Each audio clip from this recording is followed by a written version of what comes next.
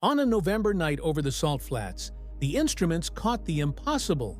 Silence turned flat, the stars froze, and ahead hung an object with no reflection in the glass. The world seemed erased from its own background, and it was only the beginning.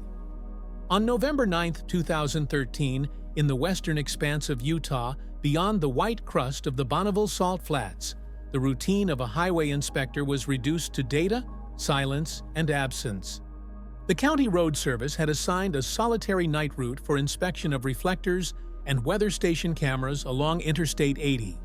One truck, one operator, one sequence of coordinates that seemed as ordinary as the sodium light posts that dotted the highway.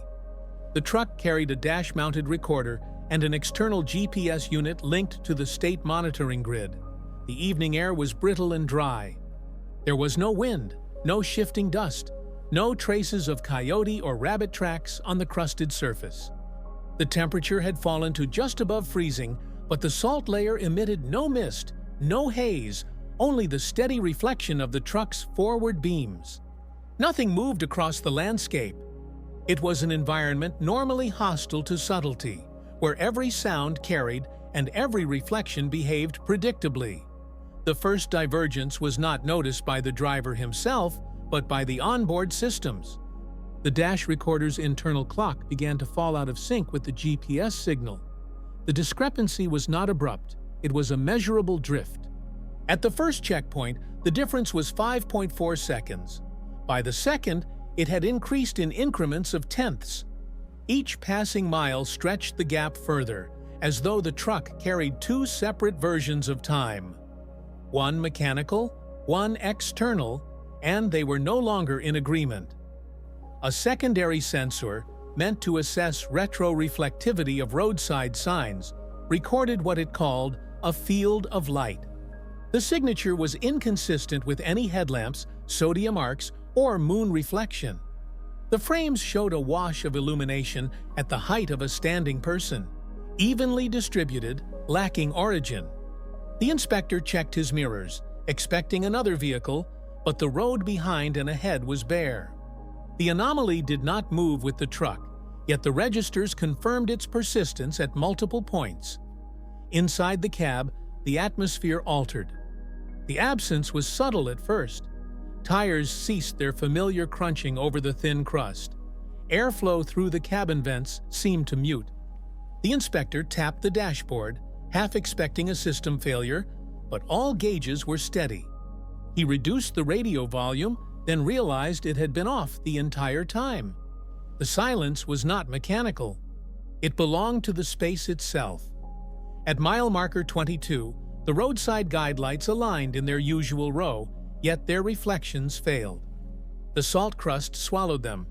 Instead of mirrored points scattered across a flat surface, the ground appeared matte, as if dust had settled uniformly over the reflective mineral. The beams of the truck's headlights flattened and seemed to dissolve a few meters ahead. Distance lost definition, replaced by a muted gray plane. At the far checkpoint, where the road cut toward an auxiliary weather mast, something hovered. Its outline resisted geometry. It was not rounded, not angular, not reflective, and not matte. It suspended itself without vibration or apparent effort. It cast no shadow against the ground. Most striking, it failed to appear in the windshield's reflection. The glass carried the image of the driver's helmet, his gloved hands, the instruments, and the curve of the road. But where the object should have been mirrored, the space was blank. The inspector followed protocol. He reached for his clipboard and marked the time, the coordinates, the temperature, and the absence of wind. Then, in the margin, he added a phrase he had never written before: background absent. It was not a note about silence or about light. It was a recognition that the habitual fabric of perception had dissolved. Stars overhead no longer trembled in peripheral vision. The edges of the horizon failed to dim. It was as though the entire scene had been replaced by a printed surface. The recorder preserved its file as expected. File size, checksum, and duration matched the scheduled run. Yet playback revealed only a flat gray frame punctuated by abrupt shifts in exposure. These occurred at the same instance when the inspector had recorded notations in his logbook. The audio stream was worse. The microphone, which should have captured the ignition hum, the gear shift clicks, and the constant hiss of tires, presented instead a uniform line. The waveform was a single stroke with no peaks, no troughs, no variation. When the inspector submitted the materials, the report labeled the segment as a sector of uniform silence. The language was clinical, stripped of speculation. No mechanical fault was listed, no environmental interference assigned. The file passed into archives as though it were one anomaly among many, tagged, numbered, and stored. The truck completed its loop and returned to base without further note. Yet the incident left a residue. The man who had driven the route could not describe sound or light returning in any abrupt way. Instead, he remembered only that, at some point, the tire noise resumed, as though it had never left. The faint salt reflections crept back into the periphery, ordinary and unremarkable. Nothing in the logbooks marked the exact second of transition. What remained fixed in his record was the absence, the brief stretch of road where nothing behaved as it should, where even the background that defined experience had vanished. The Bonneville Flats returned to their stillness. By day, they would show heat mirages and cracked surfaces. By night, they would hold the usual silence of desert air. But in the files of the County Road Service, the November 2013 entry persisted. One segment of Interstate 80, mapped and measured, now carried a notation that no engineer could assign to equipment or weather. It was a record that acknowledged the space itself had gone blank, that a man had driven through a corridor where the environment had ceased to exist in any form he recognized. In June of 2014, on private pasture land north of Frita, western Colorado presented itself as it often did at the edge of summer. Dry light over clay-brown soil, a faint line of cottonwoods marking the course of an irrigation lateral, and the book cliffs holding their gray-blue distance. The morning rounds began before the heat set in. The landowner moved along a familiar loop in a utility vehicle, checking fences, water troughs, and salt blocks. Hoof marks were old and shallow, the kind pressed during a drizzle 2 days prior and dried into faint relief. The air carried no scent of sage bloom or manure, only the neutral mineral smear of baked ground. Meadowlarks usually called from the fence line at that hour. They did not call. The anomaly appeared as a circle cut into the field by geometry rather than force. It measured 9 meters across when paced and later confirmed by tape. Grasses within were flattened in unison, the blades bent and matted without scorching, no ash, no singe, no rippling at the margins. The flattening showed no directional lay. Instead, it radiated at low angles as if pressed evenly from above. The topmost soil under the grass had fused into a shallow dish, not glassy in a continuous sheet, but rough, like a vitrified crust that could not be lifted intact. Where the crust had fractured, microcracks revealed filaments barely visible without magnification, a lace of glass threads bonding soil grains into a brittle network. The landowner knelt and waited for an odor, any sign of deposition or residue, and found none. The air stayed dry and empty. Birds remained absent. The call to the sheriff's office went out as a property check. The responding unit recorded arrival at Oro 843, the coordinates, the weather, and the lack of smoke or flame. The deputy stepped the perimeter, marked cardinal points with small flags, and photographed the circle from ground level with a calibrated scale in the frame.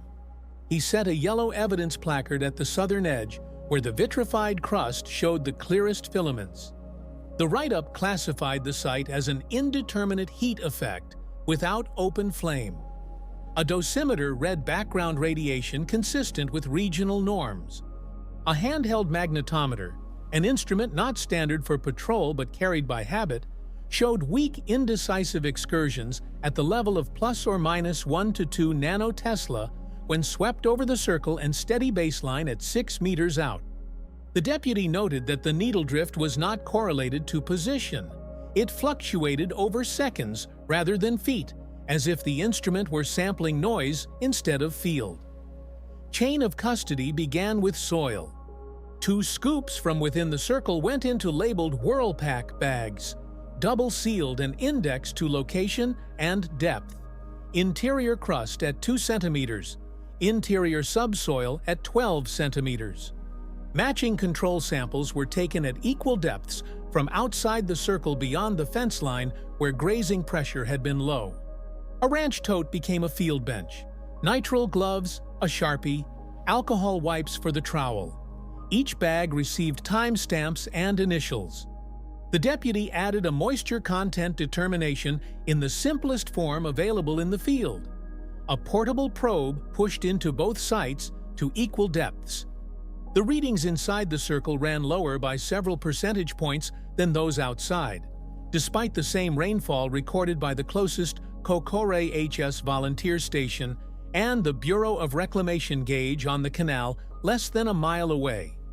The note was plain: interior soil drier than controls, recent precip equal.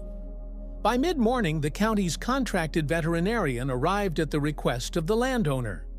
The purpose was not pathology, but observation of stock and habitat. Hoofprints showed that cattle had skirted the area during the night, forming a loose arc that avoided the circle by 3 meters. No hair, no droppings, no urine patches lay inside the boundary. The vet walked a transect with a clipboard, paying particular attention to insect presence over disturbed soil. The assessment reduced to a single line in the eventual report: low insect activity. Over the full hour on site, 1 ground beetle made contact with the flattened zone, landed briefly, and departed. No ants crossed the boundary, despite a foraging line running within half a meter of the edge. No mosquitoes rose from the shaded ditch. Before noon, a small quadcopter was deployed. The landowner kept it for casual surveying of flood spread and fence condition.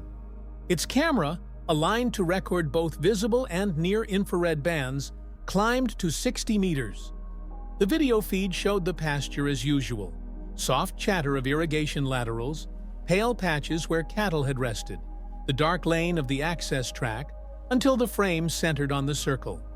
There, depth fell away. The land that on every other day revealed itself by shadow and parallax flattened. Fence posts projected no shadow into the circle. The wheel tracks leading toward the site lost their slight relief and entered a plane that appeared drawn rather than textured. When the operator toggled the infrared channel, the live image refused to render any temperature differentials across the circle. Outside the boundary, heat signatures behaved predictably. Sun-warmed soil lighter than shaded ditch, rock lighter than grass. Inside, the histogram collapsed toward median values, as if the ground were not emitting or absorbing heat in a way the sensor could parse. Later, download of the drone footage showed normal file sizes, correct metadata, and continuous timestamps. The sheriff's deputy completed his scene log. The pasture grass at the circle's margin had not suffered mechanical tearing. No tracks led into the flattened zone. The cattle trail deviated gently around it with no signs of panic or stampede. The fence line showed no fresh wire or sign of a gate opened overnight. Overhead lines were a mile distant, too far for induction arcs, and the nearest drilling pad lay beyond 2 ridges. No fire calls had been logged for the area in the past week. The deputy placed a laminated warning tag on the pasture gate at the landowner's request to keep the curious out pending lab results. The gate lock turned as usual. There was no seizure or grit in the hasp, as might happen after a grass fire. Lab analysis on the soil ran short. The county extension office processed the samples for basic composition. The report returned a silica content consistent with the parent material of the region and no extraneous inclusions that could point to industrial residue. Scanning microscopy, performed later at a state university lab after a quiet phone call, revealed the filaments in the microcracks to be fusions of silica and trace salts drawn up from the subsoil, thread-like and brittle. The write-up avoided the words glass and melt, substituting sintering and localized vitrification. Moisture content in the interior samples measured lower than control by a margin that could not be assigned to drainage or exposure. Both sites were level and shared identical sun profiles. Organic carbon measured slightly depressed within the circle, consistent with short-term heat exposure, insufficient to char, but enough to disrupt root tissue. Metadata for the field report and photographs held steady through their first save. The internal case number remained linked to the CAD entry for property check. The deputy's body camera, which had not been activated because no enforcement action was taken, contributed nothing. When the file packet was printed on bond paper for a routine briefing, a secondary curiosity emerged. The circle that stood crisp on screen softened on paper until it nearly merged with the pasture. It did not vanish entirely. Instead, it depended on how the page was held. Tilted toward the window, the boundary revealed itself as a faint tonal shift, like a watermark too subtle to seize the eye unless the light was coaxed along the fibers. Rotated away from the light, the circle merged with the background, a uniform field printed from uniform toner. Two copies made on different machines in separate offices produced the same behavior. The drone operator tried post-processing to extract thermal contrast from the infrared stream. Edge detection found only the fence line and the humps of the irrigation berms. The circle offered nothing to grip.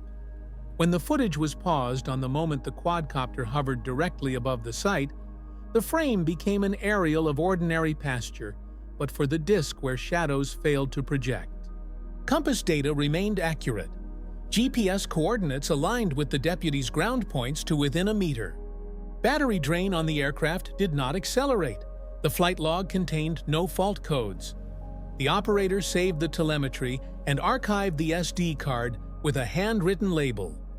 In the afternoon, a county assessor, passing by on his way to another parcel, stood off the fence and noted the uniformity of the depression. He recorded nothing. The site did not affect valuation. An agent from the agricultural extension walked the edge and spoke into her recorder about drought, then crossed the ditch and collected a control sample of sedge for an unrelated forage analysis. Her presence added a timestamp to the day, another line in the informal ledger of witnesses who saw a circle pressed into pasture without mechanism. By evening, the pasture became what it had been before the morning started. The cattle nosed toward the lowest reaches of the field to drink from the sediment basin. A black hawk passed along the ditch at treetop height, its shadow sharp over the water, and then lost over the circle. An irrigation pivot several fields away resumed its slow rotation, its distant clatter too far to intrude. The air kept its neutrality. Crickets began in the barrow pits along the county road and then flickered out near the site. The silence within the boundary became apparent only by comparison. The sheriff's report closed with 3 sentences. No signs of trespass, no evidence of criminal activity, no threat to life or property at time of inspection. The incident code resolved to no offense. The file traveled through the normal path: patrol log, supervisor review, records. The soil bags, after laboratory sign-off, were retained for 30 days and then scheduled for disposal per routine. The deputy's magnetometer returned to its dashboard slot. The veterinarian's invoice listed 2 hours at field rate, paid by the landowner. The extension agent's notes entered a database under a different project. The circle did not persist indefinitely. Over the next week, wind lifted the flattened grasses, some blades remaining kinked at the stem. The vitrified crust cracked under sun and footstep and rejoined the particulate ground. Irrigation scatter at the edge altered the color of the rim. Insects resumed their lines, ants bridging across as if a seam had been repaired in a fabric. Meadowlarks nested again in the fence line. From the public road, the pasture looked free of incident. In the county server, the case number remained searchable, and the photographs remained clear on screen. The printouts in the physical folder behaved as before, sensitive to angle and light, the circle emerging only when the page was tilted toward a bright window. The behavior earned a pencil note in the margin from an administrative assistant who had not been to the site. Image reads like a watermark. There was no follow-up, no referral to any other office. The land continued in agricultural use without restriction. The log for that week in June, when read in sequence, revealed frictionless normalcy on either side of the entry. A fence cut by an elk farther north, a domestic dispute in town, a traffic stop with a warning issued. In the middle, a circle of pressed grass and fused soil that refused scorch and odor, carrying a small run of numbers from measurements that did not argue loudly, only disagreed gently with expectation. The county named it and closed it. The pasture absorbed it and returned to work. On the night of March 3, 2015, the Kansas City Air Route Traffic Control Center, known by its designation ZKC, operated under routine conditions. The transatlantic corridors were steady, jet streams predictable, and handoffs between adjacent centers occurred without delay. Controllers rotated through their stations in the dim-lit operations room, each screen divided into grids of altitude blocks and coded tracks. The hum of filtered air mixed with the low chatter of coordination lines. Nothing unusual. Training modules ran in the background, recording track data, or skins, for later use in refining target recognition algorithms. The environment was designed for consistency, predictable refreshes every 12 seconds, coded identifiers aligning with flight plans, secondary radar replies tying seamlessly to transponders. At approximately 2010 local time, in the northwest sector of ZKC's coverage, a track emerged without a corresponding identifier. The initial return placed it at flight level 410, just over 41,000 feet. The secondary radar provided no sustained transponder code, only a single reflection. The primary return, however, persisted. It showed as a clean dot, isolated, not streaked or ghosted, as would be expected with anomalous propagation. Controllers marked it as unidentified, noting that the target had appeared not as a drift, but as a fixed return in space, as if it had been there all along but ignored until that moment. For 18 seconds, the track held motionless. It did not drift with winds aloft, did not follow any airway, did not slide between scans. Then, on the next sweep, it shifted 35 nautical miles to the southeast. The movement occurred between scans, faster than the radar's ability to register intermediary positions. The extrapolated velocity exceeded any known aircraft performance envelope. Not a matter of supersonic transit, but of discontinuity, a target displaced across geography without transition. 2 scans later, the return registered at ground level. The scope indicated an altitude near zero, then corrected to a single echo at 500 feet above terrain, without correlation to any known flight. The descent, if measured between the altitudes, would have been nearly vertical and instantaneous. No other aircraft occupied that block. No conflict alerts triggered. Neighboring sectors confirmed no cooperative target in that volume of airspace.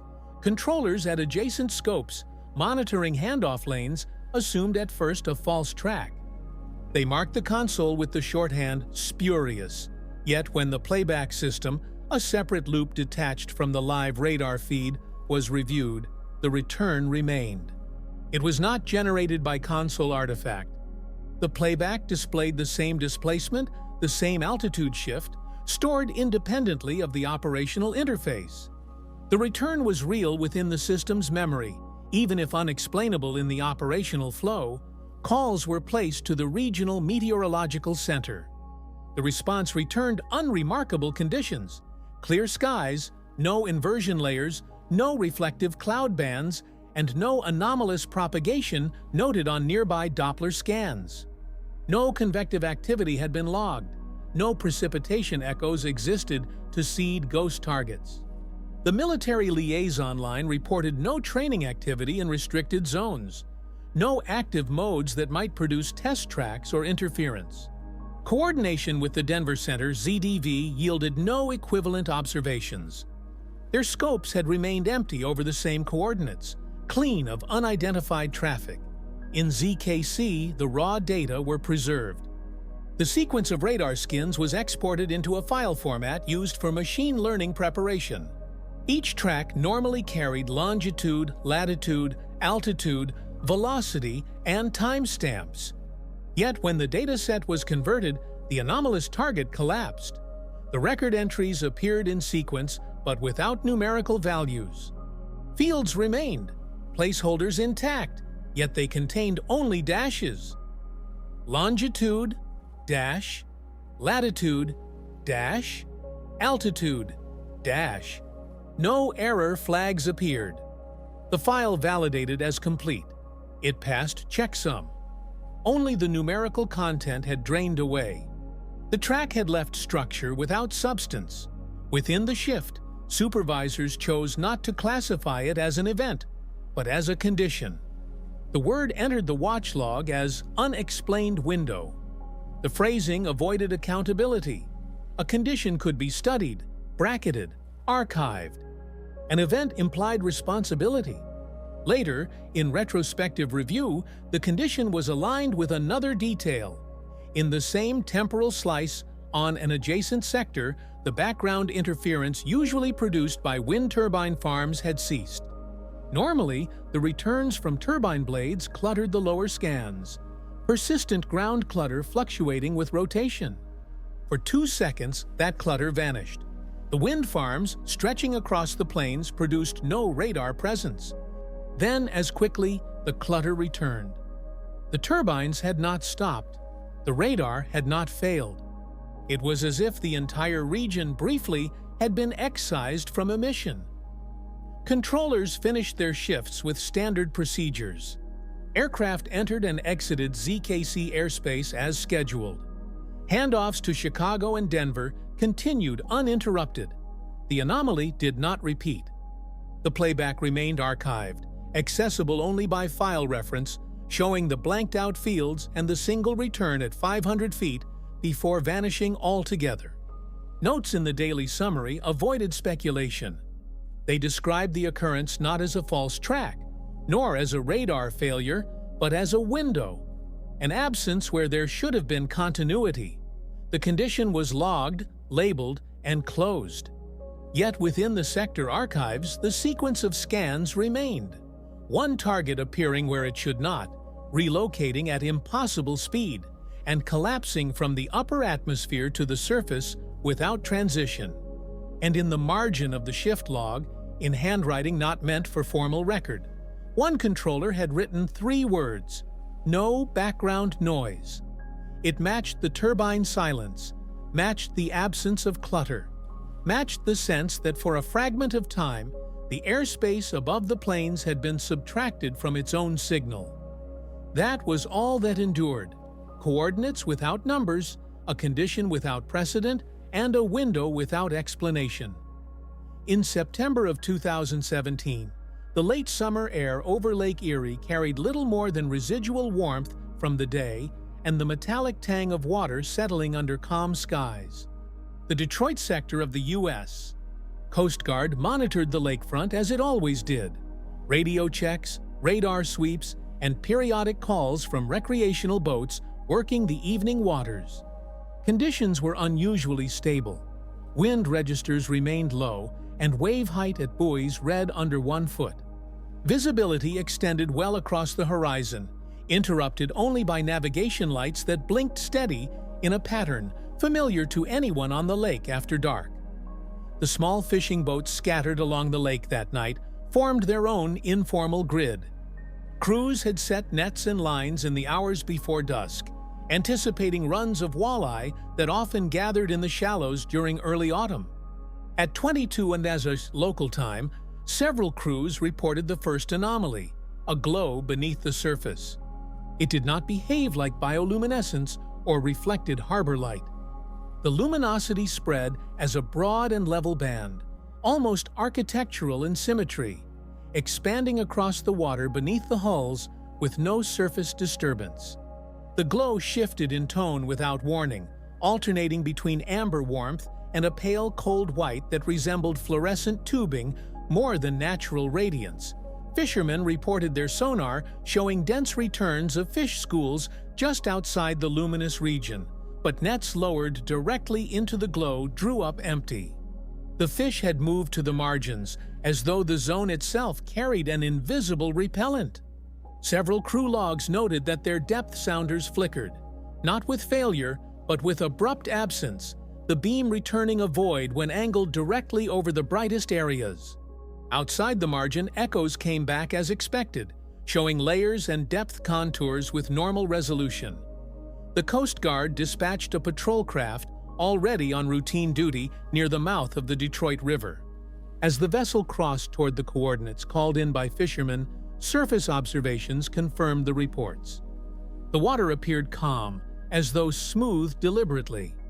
The faint chop from prevailing breezes dampened and resolved into near stillness within the illuminated band. The glow retained its boundaries, diffused but persistent, not reflecting off waves as a spotlight would, but emerging from beneath the surface itself. The patrol vessel engaged its sonar suite. Contact reports returned inconsistent but striking anomalies. Several returns registered at depths between 30 and 40 meters. They moved at velocities estimated between 60 and 100 knots, far exceeding any known aquatic animal or submersible. The vectors diverged erratically without pattern. Some signals crossed paths, others disappeared mid-course. No contact endured beyond a scan or two. The operators logged them as high-speed underwater contacts of unidentified origin, adding that the detections ceased as quickly as they appeared. The Bridgewatch noted another pattern. In regions where the glow was strongest, the acoustic background dropped. Lake Erie normally carried a consistent wash of reflected sound. Hull slap, motor vibrations, lapping against bulkheads, and the far-traveling churn of distant freighters. In the illuminated zone, those textures collapsed into silence. The patrol craft's microphones captured no wave slap. Even the hum of its own engines thinned, as though certain frequencies had been subtracted rather than absorbed.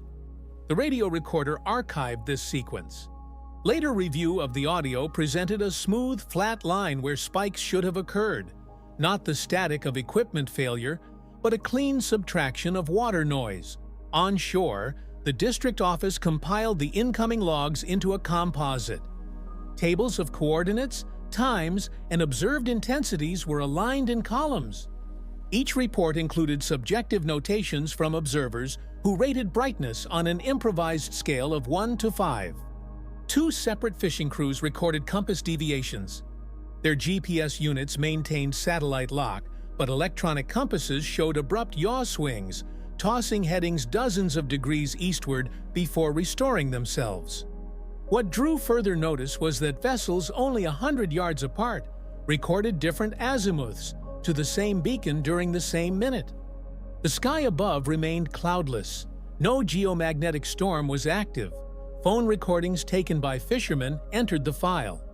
The videos revealed black sky, lake horizon, and calm water reflecting navigation lights at distance. The camera sensors failed to register the glow with any clarity, capturing at most faint smudges of brightness. Yet the audio channel documented what the human ear had already marked: not silence as a lack, but silence as an active presence. The usual wet clatter of water against hulls was gone, as was the churn of trolling motors. Instead came a level continuity, a single band of absence across the recording spectrum. A Coast Guard technician reviewing the archive wrote a note in the margin of his report: "Light arrived, sound departed." The phrase condensed the anomaly more effectively than any column of figures. For a month afterward, the phrase circulated within the office as shorthand. It served as a reminder that the anomaly could not be explained by failed sensors or misperception.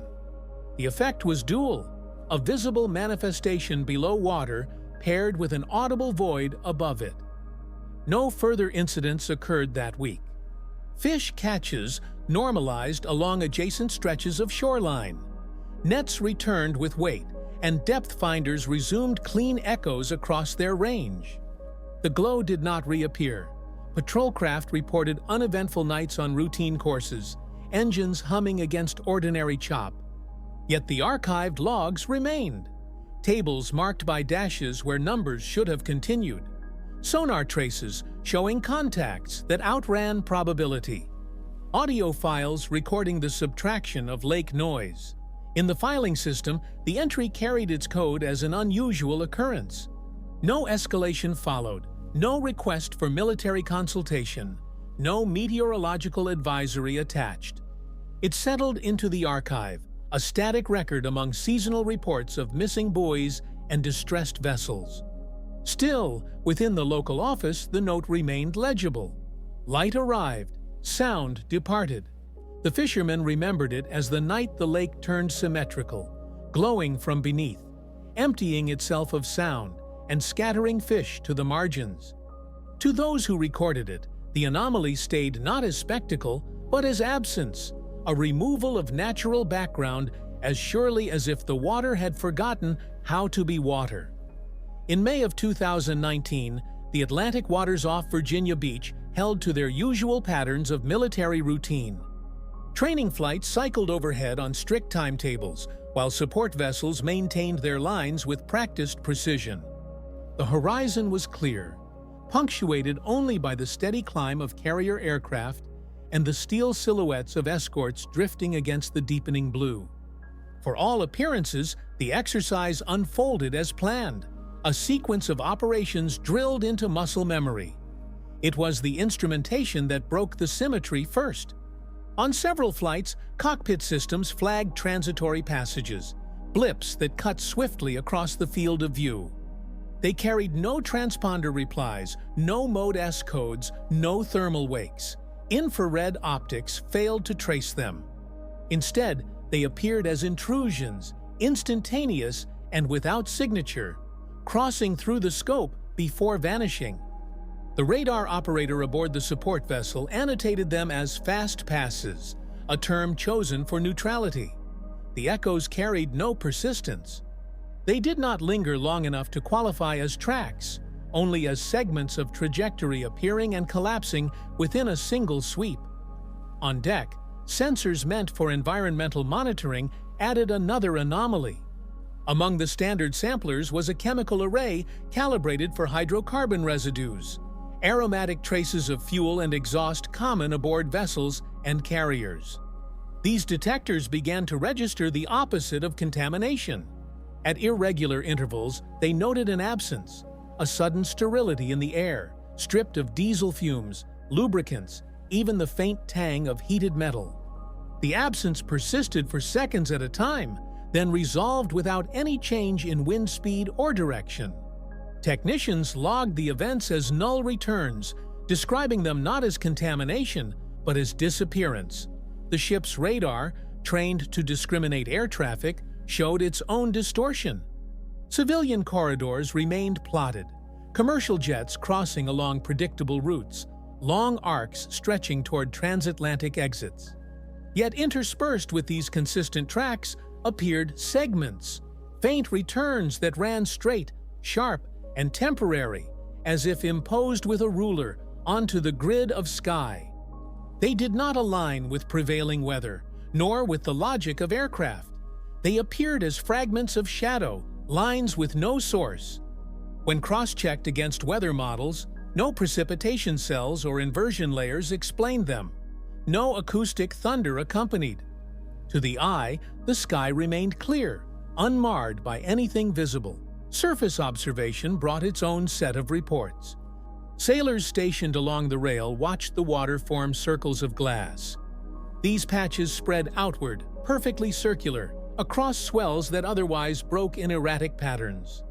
The circles reflected light evenly, mirror-like, without distortion. They did not ripple or disperse under the wave train. For 20 or 30 seconds they held their shape, suspended against the tide, before collapsing back into ordinary sea chop. Logs marked them as mirror patches, a phrase borrowed from navigational shorthand but unfit to capture their precision. One day during the series of drills, the acoustic surveillance team captured a deeper anomaly. Recorders monitoring deck-level sound found a sudden absence precisely when one of the radar segments intersected the notional course line of the vessel. The omission was not complete silence but a subtraction of detail. The minor background noises of shipboard life, the creak of steel joints, the shuffle of boots on deck, the soft friction of clothing vanished. What remained was only the broad resonance of ocean. Yet even that resonance shifted. It no longer carried the chaotic character of water. Instead, it flattened, a uniform band of gray sound, neither textured nor organic. The condition endured for seconds before the spectrum filled again, noise repopulating the audio feed. Data archives preserved this sequence in unbroken continuity. Graphs of decibel levels traced clean horizontal lines during the absence, not the jittered marks of equipment malfunction. The operators annotated the record with understated terms, avoiding speculation. The official phrasing used in reports was unidentified aerial phenomena.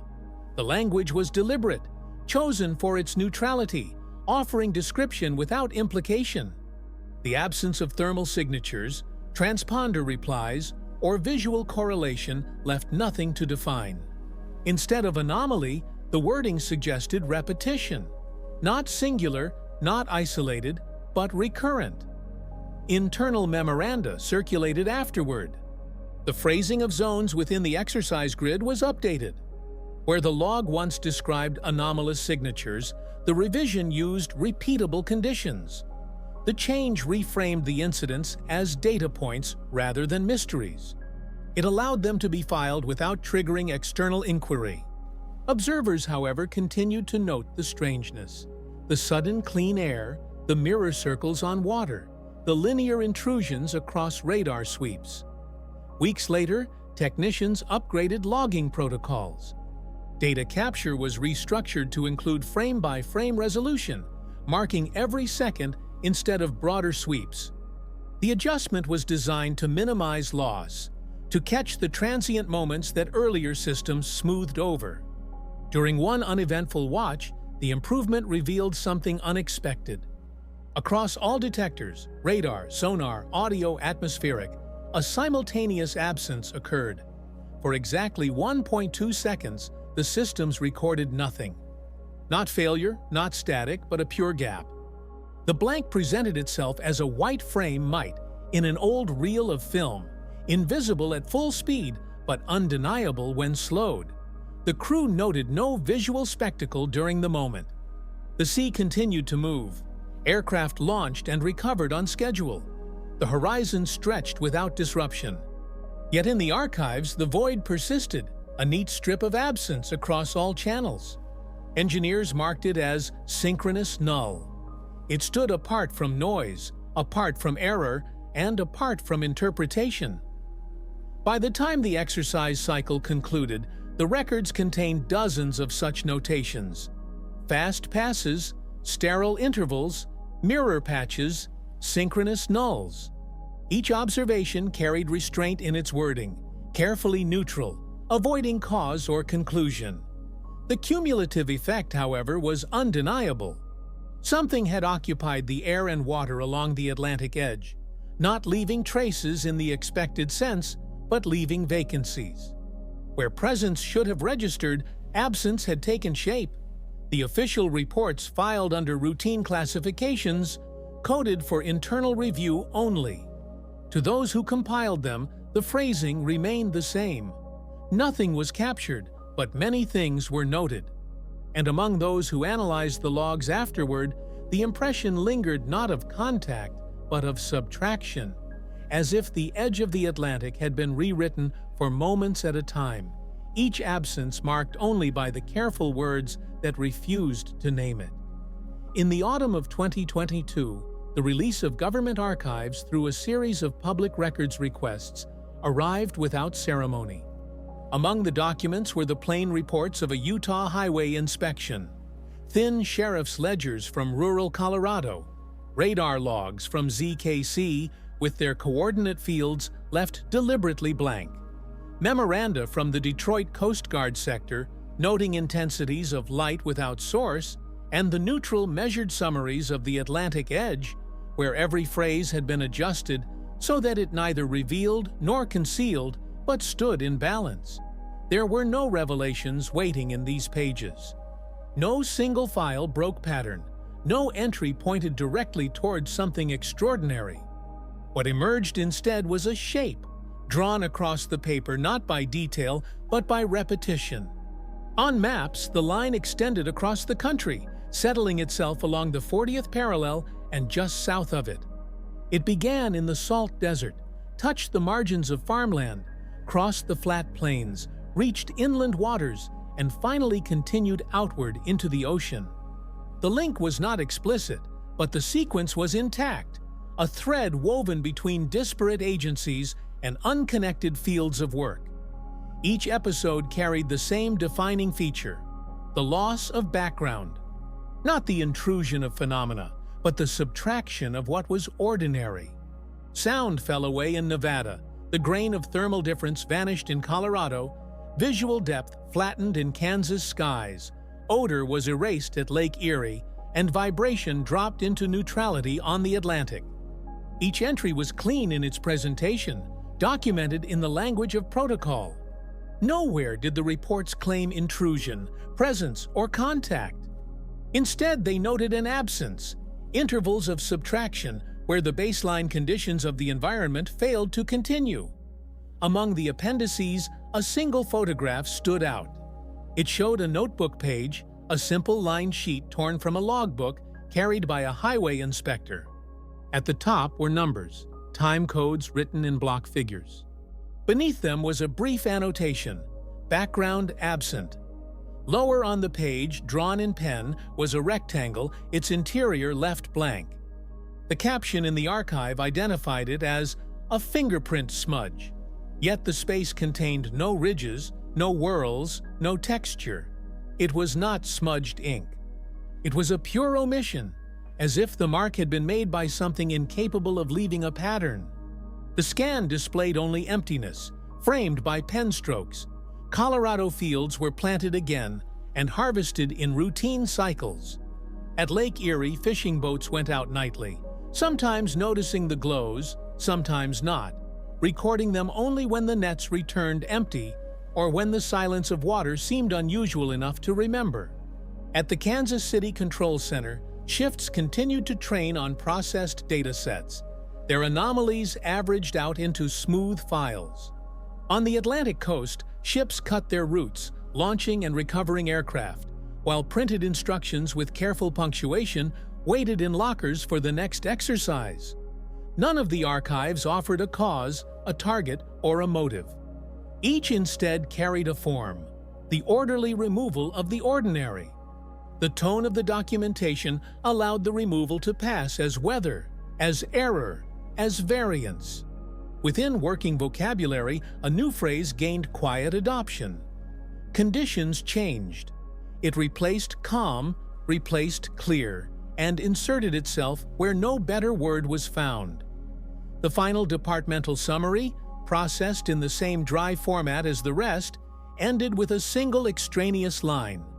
It followed the signatures but lay outside the margins of the form. It was not attributed to any agency or individual. The sentence read, "If background is what makes the world inhabitable, then the absence of background is not threat, but invitation." The words stood alone, without comment or continuation, and yet they threaded themselves back into every report, every note, every field test. Mountains, plains, lakes, and ocean remained unmoved. Roads traced their coordinates without deviation, but silence returned in precise intervals, measured not as accident but as calibration. It was as if the structure of the everyday was being tested for stability, small pieces withdrawn and replaced to see what remained. Through the 2010's, Each incident had been cataloged under shifting names. By the early 2020s, they no longer needed naming. They became schedule entries, facts of record. People drove their routes, filed their logs, moved through hours marked by reliable increments. Between them, seconds of absence slipped in, perfectly ordinary in their recording, entirely unremarkable in their language. The gaps left no debris.